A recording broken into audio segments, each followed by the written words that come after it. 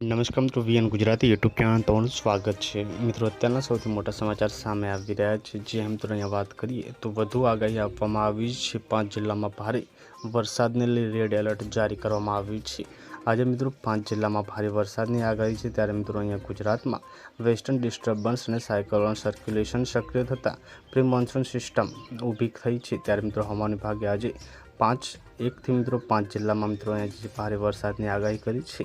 ત્યારે મિત્રો આગામી 3 દિવસ 50 થી 60 કિલોમીટર કલાકની ઝડપે પવન ફૂંકાશે।